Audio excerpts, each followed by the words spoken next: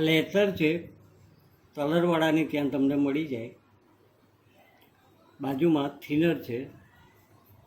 થિનરને letter mix કરીને ઉપર એક પતલું કોટિંગ કરી શકાય છે.